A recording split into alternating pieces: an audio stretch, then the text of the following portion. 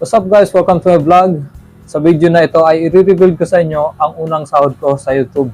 Tiyak, magugulat kayo sa sobrang laki nito. Super excited ako guys at hindi ko akalain nito na ganito pala kalaki ang magpasahod sa YouTube.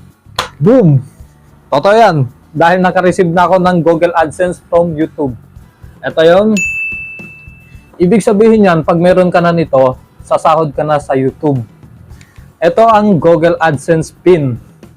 Ang Google AdSense PIN, ito ay 6-digit numbers na ipinapadala ni YouTube sa mga monetized content creator at isa ako sa mga doon. Pagka na-meet mo na yung $10, automatic ito mag-i-email sa'yo sa YouTube na papadalahan ka ng Google AdSense PIN. Ang Google AdSense PIN, ito ang 6-digit numbers. Ito yung itsura sa loob guys. Oh.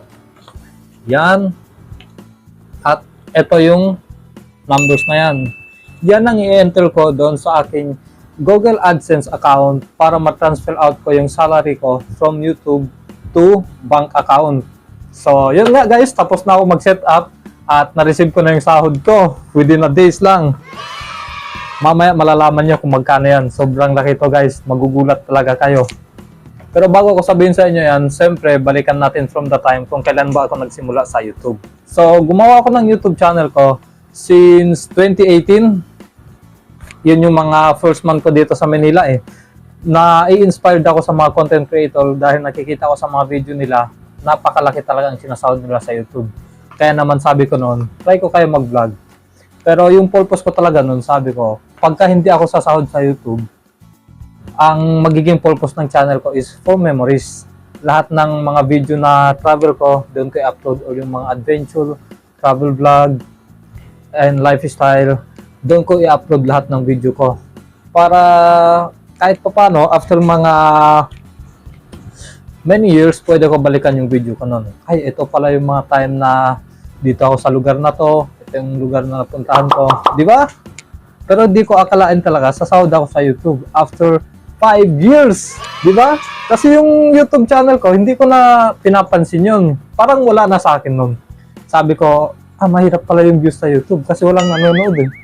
Malamang wala talaga manonood kasi di naman tayo ganun kasikat, di ba? Pero ako, kino-convince ko yung mga family ko, yung mga pinsan ko, like from Sulu, sinasentan ko sila ng link, uy, panoorin nyo to. Ganun ako sa mga best friend ko. At finally, eto na yun, sumahod na ako sa YouTube. Kasi sa YouTube guys, ang kailangan nilang requirements is 1,000 subscribers or followers. And then 4,000 watch hours. Pagka hindi mo abot yung 4,000 watch hours, pwede ka doon sa short videos at kailangan mo makagain ng 10 million views. So ako guys, upload lang ako ng upload until one day, paggising ko, may na-receive ako email from YouTube.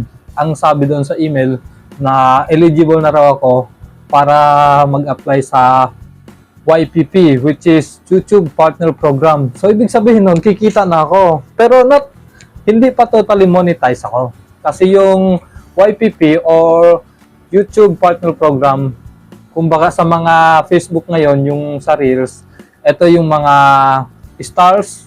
So doon, pagka magla-live stream ako sa aking YouTube channel, yung mga subscribers ko or viewers, pwede sila mag-send sa akin ng mga gift. At yung gift na yun ay pwede ko i-convert into money. So, ganun lang kadali. And then, after 2 days, naka-receive ulit ako ng email na pwede na raw ako mag-apply for monetization. So, ibig sabihin nun, every upload ko sa YouTube, meron na ako sasahurin. So, eto na yun guys. Di ba? You see, in every upload ko sa video, kahit maliit yung views, pero may kikitain ako doon kahit paano. So, yan na guys. After ko maka-receive ng email, so, nag-set up na ako ng payout ko doon sa YouTube. Nilagay ko na yung mga information na kailangan nila. Buti na lang, meron ako TIN number. Yung TIN number na yun, matagal na sa akin yun. Kasi nung pagdating ko dito sa Manila, kumuha agad ako ng TIN number, SS, Pag-ibig, PhilHealth. Kasi isa yun sa mga requirements pagka mag-apply ka ng trabaho dito sa Manila. Kaya naman, within 2 days lang ako dito sa Manila, nilakad namin yun, sinamahan ako ng pinsan ko, si Carl.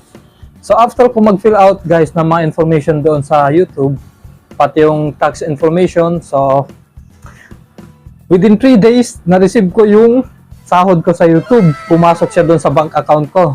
Kasi sabi ni YouTube doon sa email, pag hindi raw pumasok sa bank account ko within 5 working days, kailangan kong tawagan yung bangko, baka raw na-hold. Ang kagandahan dito, hindi ako nagkaroon ng problema sa sahod na yon. Agad-agad pumasok sa bank account ko within 3 days lang. So ito na yun guys, ang pasahod kasi ni YouTube, nakadepende yan sa dami ng views or kung gaano nga ba kahaba yung video na pinapanood ng viewers mo. Siyempre, pag mahaba yung video mo, kahit konti lang yung views niyan at tinapos nila lahat yun, malaki pa rin sasahurin mo. So, ito na yun guys. Ganito kalaki magpasahod sa YouTube. Ito yan. So, dito makikita ninyo, yan. Ito yung pumasok sa bank account ko. Yan. Ganyan siya kalaki. You see? Di ba? Parang nakaka-inspired. Kaya ano pang ginagawa ninyo? Gumawa na kayo ng sarili ninyong YouTube channel. Pati ako hindi ako makapaniwala na imagine, sasahod ako ng ganyan kalaki. 29,000 monthly. Di ba? Actually guys, hindi lang yan 29,000 yung sinahod ko. Total of 30 plus yan kasi may tax ako binabayaran 20%.